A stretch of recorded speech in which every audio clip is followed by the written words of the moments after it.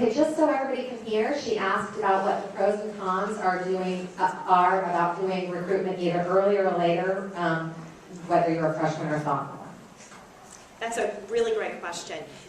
It used to be that going through recruitment as a sophomore at large SEC schools, in particularly schools in the Southeast, was a disadvantage. And pledging as a sophomore was a disadvantage. Now we have a recruitment quota, and I didn't talk a whole lot about quotas, but quota is based on the number of women who are going through the recruitment process, and it's set at the end of the recruitment process. It changes every year on every campus, but it's based on the number of women who are going through the process without having dropped out of the process.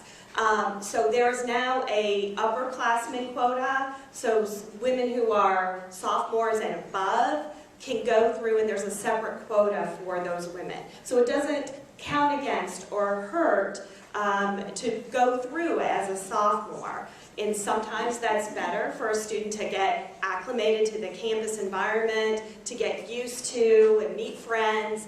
But on the other side too, and the benefits of the sorority experience, for women who pledge as freshmen, there is an instant support system, like Maggie was talking about, the support system of having someone there when you trip and fall. But also, every sorority has a GPA requirement to become active and to stay active within the chapter. And there's a lot of support for those new members to stay active. Women who are members and to make those grades. And so there's the assistance and mentoringship from older women, older members of the chapter. There's also a lot of educational process that happens as well. So alcohol abuse is a big deal. And students who are under 21 are not allowed to drink. Krista talked about the having alcohol or substances in sorority chapter houses.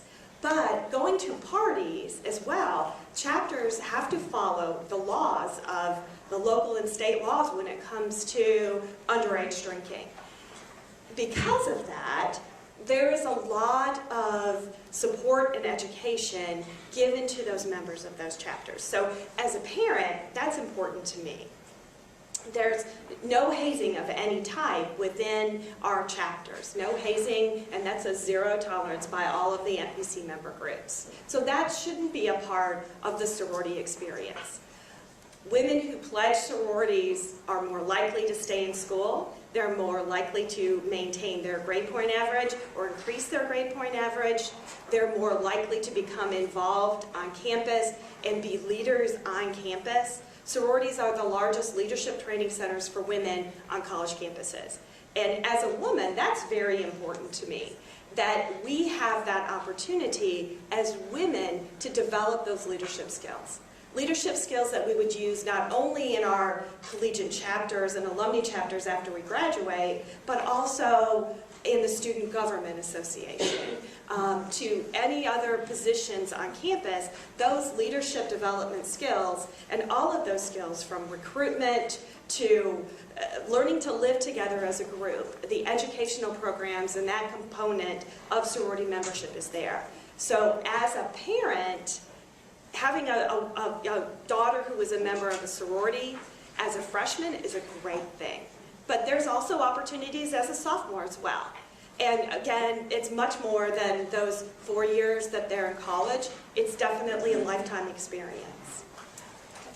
Okay, did that answer your question? Can I have one thing in there too? I'm sorry. Also, just in most chapters, sophomores tend to have, if you're interested from a leadership perspective, sophomores tend to have some of the, basically entry-level leadership opportunities, and then juniors have some of the more,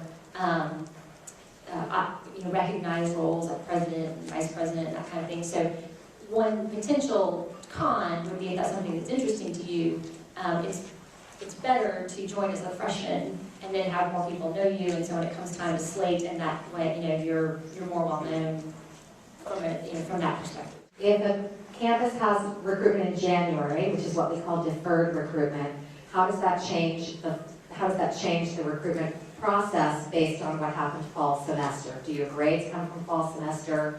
What about your friendships during fall semester? How do you meet people in the sorority's fall semester?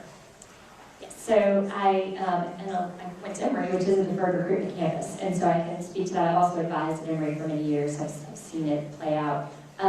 The pros are, well, in Emory at least, every freshman and sophomore now are required to go on campus, and there's freshman dorms and whatnot. So a pro is you really develop a friend base independent of the Greek system. You know, in a campus that's about 5,000 undergraduates, that's a nice thing. All the freshmen live kind of clustered in an area. So you also know women through your classes.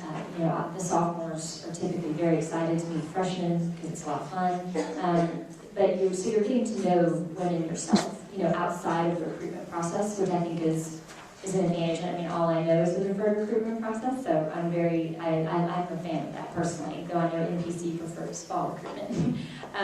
But you get to know women outside the class. But to your question about grades, it is your fall semester grades that the sororities are going to look at. Your high school grades are no longer considered because unless for some reason someone's transferring in, I guess, at the January timeframe, and all we have, but we will use fall semester grades.